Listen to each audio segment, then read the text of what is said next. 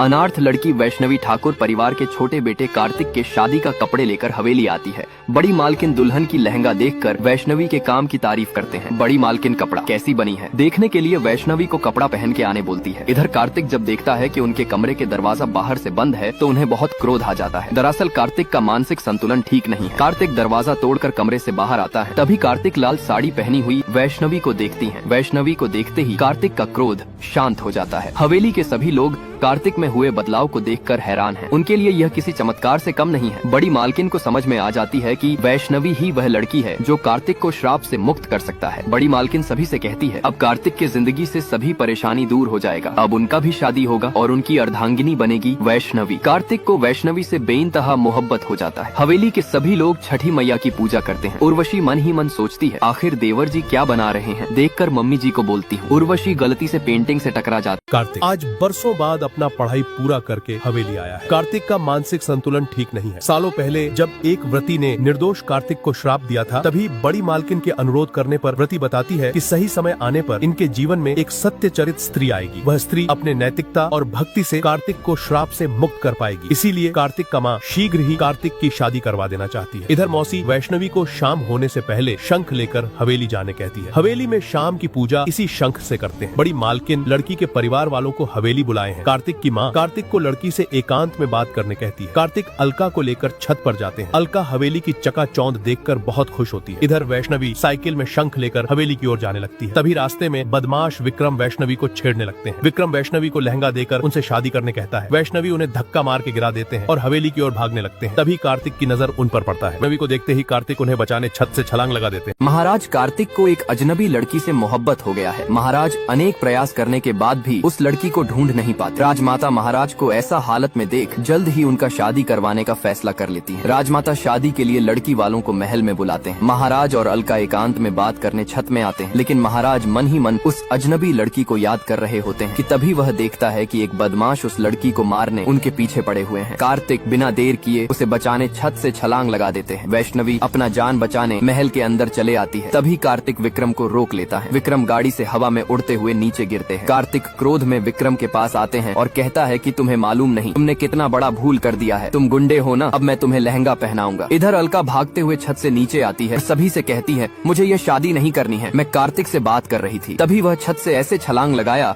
जैसे कि कोई पलंग से उतरा हो। बड़ी मालकिन अलका को समझाने की कोशिश करती है, लेकिन अलका की माँ बड़ी मालकिन से कहती है कि अब यह शादी किसी भी हाल में नहीं हो सकती। कार्तिक वैष्णवी की इतनी सुंदर पेंटिंग बनाते हैं कि हवेली के सभी लोग हैरान रह जाते हैं। बड़ी मालकिन सभी से कहती है वैष्णवी में जरूर कुछ दिव्य शक्ति है, तभी तो इतना बड़ा चमत्कार हो गया। अब सभी को भरोसा हो जाता है कि कार्तिक को इस शादी से कोई आपत्ति नहीं है। कुछ ही समय बाद वैष्णवी की मौसी फलदान की शगुन लेकर हवेली आती है। तभी उर्वशी कहती है अम्मा जी ने फलदान की तैयारी भी कर ली है और किसी को बताया भी नहीं। कम से कम मम्मी जी को बताना चाहिए था ना। छोटू मन ही मन सोचते हैं कि इधर सभी इनकी शादी की तैयारी कर रहे हैं और जीजू है कि पेंटिंग बना रहे हैं। छोटू को कुछ गड़बड़ लगता है। छोटू कार्तिक से पूछते हैं कि तो आपको वैष्णवी दीदी कैसी लगती है। कार्तिक वैष्णवी की और प्यार भरी नजरों से देखते हैं। कार्तिक कुछ कहता उससे पहले छोटू दरवाजा टूटा हुआ देख लेता है। तभी कार्तिक की माँ कहती है अरे तुम लोग सिर्फ बातें ही करोगी, फलदान की रस्म भी करना है। मम्मी जी कार्तिक को तैयार करने लेकर जाने लगता है। मम्मी जी कार्तिक को वहीं पर रोकने बोलकर उनका कपड़ा लाने जाती है। कार्तिक को पेंटिंग में कुछ कमी लगता है, इसलिए वह पेंटिंग पूरा करने लगता है। तभी करण आकर उनसे कुछ कहते हैं, लेकिन कार्तिक पेंटिंग बनाने में पूरी तरह खो जाते हैं। करण क्रोध में आकर कार्तिक के ऊपर कलर डाल देते। कार्तिक वैष्णवी की पेंटिंग बनाने में पूरी तरह खो जाते हैं। तभी करण वहाँ चले आता है। करण कार्तिक से कहता है तुमने तो ठाकुर परिवार का नाम मिट्टी में मिला दिया, एक लड़की के लिए अपना हैसियत भूल गए। लेकिन कार्तिक एक शब्द कहे बिना वैष्णवी की पेंटिंग में रंग भरते रहे। इधर सभी फलदान के लिए कार्तिक का इंतजार कर रहे होते हैं। वैष्णवी की मन में भय उत्पन्न होने लगती है। कर्ण क्रोधित होकर कार्तिक के ऊपर कलर डाल देता है। कार्तिक पीछे मुड़कर देखता है कि वैष्णवी की पेंटिंग में दाग लग गया है। तभी क्रोध से कार्तिक की आंखें लाल हो जाता है और कहता है तुम्हारा हिम्मत कैसे हुआ। वैष्णवी की पेंटिंग में दाग लगाने की कार्तिक वहाँ पर रखे टेबल को जमीन में फेंक देता है और कर्ण पर हाथ उठाने ही वाला होता है। तभी कार्तिक की माँ आकर कार्तिक को रोक लेता है। उर्मिला कार्तिक को एकांत में ले जाकर कहती है यह सब उस वैष्णवी के कारण हो रहे हैं। हवेली में कोई नहीं चाहता है कि वैष्णवी इस परिवार की बहू बने। कार्तिक अपने माँ के पैरों में रोते हुए कहता है कि हम वैष्णवी से बहुत प्यार करते हैं और उसके बिना हम जी नहीं सकेंगे। उर्मिला कहती है जो चीज माँ और बेटे के बीच दूरी उत्पन्न करें उसे भूल जाना चाहिए और वैष्णवी की पेंटिंग जला देने के लिए कहती है। कार्तिक की माँ नहीं चाहती है कि वैष्णवी ठाकुर परिवार की बहू बने, इसलिए वह रोते हुए कार्तिक से कहती है, तुम वैष्णवी को हमेशा के लिए भूल जाओ, और माचिस देकर वैष्णवी की पेंटिंग में आग लगा देने कहती है। अपनी माँ की खुशी के लिए कार्तिक अपने आंखों में दर्द की आंसू लिए वैष्णवी की पेंटिंग में आग लगा देता है। इधर पंडित जी बड़ी मालकिन से कहती है, चाहे कोई कितने भी ताकत क्यों न लगा ले, लेकिन कोई भी वैष्णवी और कार्तिक को एक दूसरे से अलग नहीं कर सकता है। विधाता ने उनको एक दूसरे के लिए ही बनाया है। कार्तिक की माँ वैष्णवी की पेंटिंग जलता हुआ देखकर मन ही मन मुस्कुराने लगते हैं। हकीकत में उर्मिला कार्तिक की सौतेली माँ है। दरअसल कार्तिक के जन्म से पहले ही कार्तिक के पिता को उर्मिला से प्यार हो गया और उन्होंने एक बच्चे को जन्म दिया। कार्तिक के माँ की मृत्यु के बाद कार्तिक के पिता ने उर्मिला को हवेली ले आया। बड़े ठाकुर उर्मिला के काले मन को जान लिया था, इसलिए वह नहीं चाहता था कि उर्मिला हवेली की बहू बने। लेकिन उर्मिला बड़े ठाकुर से वादा किया कि वह कार्तिक को अपने बेटे जैसे प्यार करेंगे। बड़े ठाकुर बड़ी मालकिन से कहकर गया था कि कार्तिक की हर खुशी तुम्हें पूरा करना होगा। आज तक कार्तिक को अपने सौतेली माँ की सच मालूम। वैष्णवी के हवेली में कदम रखते ही कार्तिक वैष्णवी के ऊपर फूल बरसाते हैं। वैष्णवी कार्तिक के जिंदगी में आते ही कार्तिक का जीवन खुशियों से भर जाता है। हवेली में जश्न का माहौल है। वैष्णवी के हाथों में मेहंदी लगने लगती है। बड़ी मालकिन मेहंदी लगाने वाली से कहती है, वैष्णवी के हाथों में ऐसी मेहंदी लगाओ कि वह उतरने का नाम नहीं ले। कुछ ही देर बाद कार्तिक भी वहाँ आते हैं। वैष्णवी वेटर के द्वारा कार्तिक के लिए गुलाब का फूल भेजते हैं। वैष्णवी के इश्क में दीवाने हुए कार्तिक गुलाब के फूल को अपने होठों से चूमता है। कार्तिक वैष्णवी के प्यार में इतना डूब जाते हैं कि उसे होश ही नहीं रहता कि कब वह वेटर से टकरा जाता है और उनसे जूस का ट्रे अपने हाथ में ले लेता है। कार्तिक वैष्णवी से फ्लाइंग किस मांगते हैं, लेकिन वैष्णवी मुस्कुराते हुए